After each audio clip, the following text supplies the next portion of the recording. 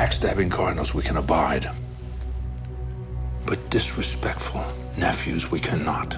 Welcome to MsMojo, and today we're counting down 10 instances of eerily similar TV shows that premiered at the same time. We are in a snake pit, surrounded by venom and smiling vipers, and our son pleads ignorance. Number 10. Penny Dreadful and Salem. There are creatures whom God has cast into darkness and cursed to the night. Gothic horror was having a moment in 2014, apparently. These two shows offered a new take on classic horror themes. Salem, the longer-lasting of the two, provides an alternative history of the infamous Salem witch trials, from the perspective of real witches. He knows what you are. George, if those tepid men saw me for what I truly am, they would soil themselves in fear, as you so often have. Meanwhile, Penny Dreadful, the more highly acclaimed series, pulls from a deep catalog of Victorian Gothic public domain characters ranging from Dorian Gray to Dracula. How dare you speak of love? Dare with me. I will not lower my head and feed with the animals. Penny Dreadful's second season even features a coven of witches, much like its counterpart Salem. I would rather be a fiend. A great fiend! You shameless hypocrite. Though set in different time periods, both are historical horror dramas with plenty of supernatural elements that were generally well regarded by fans. Number 9. Sleepy Hollow and Dracula. It appears evil has found a new home in Sleepy Hollow.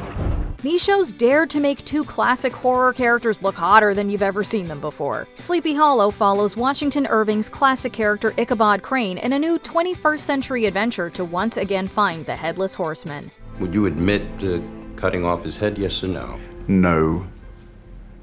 First I shot him, but he rose back up. Beheading him seemed the next logical step. Dracula is set across the pond, with the infamous vampire in London posing as a rich American entrepreneur as he secretly exacts his revenge on the corrupt Order of the Dragon. When it comes to dreams, one may falter, but the only way to fail is to abandon them. Though different in source material, both shows include romantic intrigue, secret societies, and spooky special effects. For lovers of Gothic fantasy and romance, both shows are definitely worth a watch. We must find her before she completes her resurrection and return her to the ashes from whence she came. Meaning we burn her to the ground. Oh, with great enthusiasm. Number 8. Once Upon a Time and Grimm. Premiering within days of each other, these two shows had a noticeably similar premise. Both dramas are set in the modern world with one notable twist. The classic fairy tale characters of our favorite childhood stories are real, and they walk among us. Believing in even the possibility of a happy ending is a powerful thing. I think you could use it. Once Upon a Time, airing on Disney-owned ABC, features a cast of classic Disney characters reimagined in the modern world. NBC's Grimm, meanwhile, is a dark police procedural where the criminals are villains from Grimm's fairy tales. This is no fairy tale. The stories are real. What they wrote about really happened. You are one of the last Grimms. Though Once Upon a Time is distinctly lighter in tone, both shows include darker elements that reflect the often gory and frightening nature of the original source material. I guess you don't need to be a hexen beast to be a witch. You don't have to be a witch to work this kind of magic. Number 7. Homicide, Life on the Street, and NYPD Blue. Why, what's the damage? From the neck down, TV PG. And from the neck up? Oh, TVM all the way. As in for mature audiences only? These shows set out to show the gritty reality of police work in a major city, starkly different from cop shows of the past like TJ Hooker and Miami Vice. Absolutely essential for any type of serious police work, huh? Got that right. Set in Baltimore, Homicide showed a more bleak, frustrating side to police work, acknowledging the reality that justice isn't always served. This man is a threat to the investigation, even before the case even gets to court. I want you to investigate every single lead, Frank. And if that's a problem with you, I can give this investigation over to Bayless, and he can handle it. NYPD Blue is, of course, set in New York City and featured detectives that were deeply flawed, with rich personal lives that often affected their professional ones, and vice versa. So you have your family send earmuffs for those days where it gets 10 below in the yard. and you are there for the rest of your life. Though Homicide was noticeably slower paced and more dialogue driven compared to NYPD Blue's action-packed pace, both shows were commended for their realistic approach to crime and police work. Number 6. The Crown and Victoria. Historical dramas centered on monarchs of the past aren't uncommon topics for TV shows, but two shows focused on long-reigning queens of the United Kingdom in one year. Which queen? Queen Elizabeth, ma'am. Which one? There are two. The young one. Oh, the queen. Jenna Coleman leads Victoria in the retelling of Queen Victoria's life, from her coronation at 18 to the Great Exhibition of London in 1851. And to be a queen, I must rule. Yet to be a wife, seems I must submit. The Crown stars Claire Foy, Olivia Colman, and Imelda Staunton as Queen Elizabeth II at different stages of her record-breaking 70 years in power. You've been on the throne for over half a century. That's longer than any other queen. Apart from Queen Victoria. How effective was she by the end? While the two shows center on different figures, both use a similar tone and truly impressive costuming to tell the story of two of the most influential women in British history. Number 5. The OC and One Tree Hill. Have to find the stud. You mean like you did, Summer? Just get me the stud finder. Oh, Summer. I think you are the stud finder. You might be thinking, aren't all teen dramas basically the same? You might be right, but these two are especially similar. Both shows feature a pair of compelling brothers. The OC has Seth and his adoptive brother Ryan. One Tree Hill has half-brothers Lucas and Nathan. Who's the girl? Okay, ladies and gentlemen, It's my mom. At least your dreams came true for one of them. Except for the happy part, right? More so than other teen dramas, these shows delve deeper into the complicated nature of male-adolescent relationships and the complicated, often suppressed emotions involved. Yeah, I'm doing you guys a favor staying away.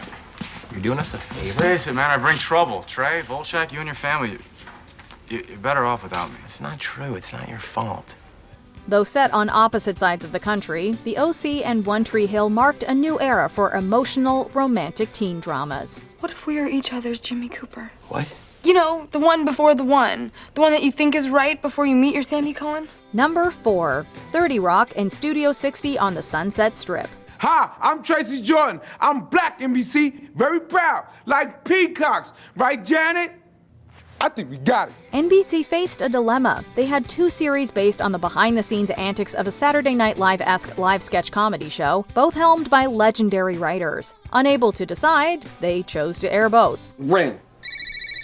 There it is! Oh, check it out! That is Mojo, baby. My boy's got skills! Mad skills. That was sick! That was some Vulcan mind meld mojo. That was right in the kitchen. Studio 60 on the Sunset Strip was Aaron Sorkin's highly anticipated follow-up to The West Wing, while Tina Fey's 30 Rock was thought of as the plucky underdog of the two shows. I'm the new vice president of East Coast television and microwave oven programming. That sounds like you program microwave ovens. I like you. You have the boldness of a much younger woman. However, Studio 60 failed to meet audiences' expectations and was highly criticized, while 30 Rock quietly found solid comedic footing and a growing fan base. Studio 60 ultimately lost this battle, but there appears to be no bad blood between Fey and Sorkin, with the latter even making a super meta cameo on 30 Rock. I'm Aaron Sorkin. The West Wing, Few Good Men, The Social Network. Studio 60. Shut up. Number 3. ER and Chicago Hope. These rival medical dramas premiered in the same year, were set in the same city, and even aired during the same time slot at times. It looks familiar.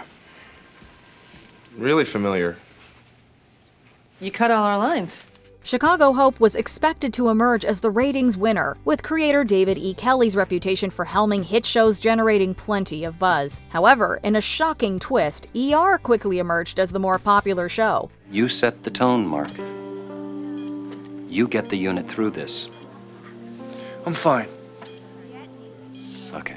The show's realistic depiction of emergency medicine, and, of course, George Clooney's charm, made it a hit with audiences in a way Chicago Hope never quite caught up to. Still a solid show, Chicago Hope took their second-place position in stride, even poking fun at their ER rivals a few times over the course of the series. Top cardiothoracic surgeon in the nation, #1. You're not on the list. #1, I made it. The rankings came out already. What? It's not important rankings, stupid, I know. Who cares? But nevertheless, that's me at the top. Geiger Jeffrey, correct spelling, top. Number 2. The Borgias and Borgia.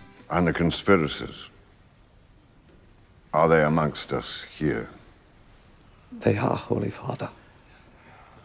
And most shamefully, I must count myself amongst their number. With sex, murder, theft, bribery, and 2 popes, the story of the House of Borgia is practically tailor-made for television. This apparently was realized in 2011 when 2 separate historical dramas were made about the family. I've traveled up the Apennines, across the Alps, over the fields of Provence, to talk to you about the night I killed a man. The Borgias was a more dramatized version created by Neil Jordan, while Borgia was a more historically accurate retelling from French, German, Czech, and Italian producers. Lucrezia, I have spent these last days charting a new course for myself. But in this moment, I am not certain any of it matters. I love you. Though different in their own ways, fans of dark historical tales have plenty to enjoy from both retellings of this brutal family. Some of the events portrayed could even rival those in Game of Thrones, another series that premiered in the same year. You will dine on gold and silver platter. The best Neapolitan cuisine. But you can never leave. Before we continue, be sure to subscribe to our channel and ring the bell to get notified about our latest videos.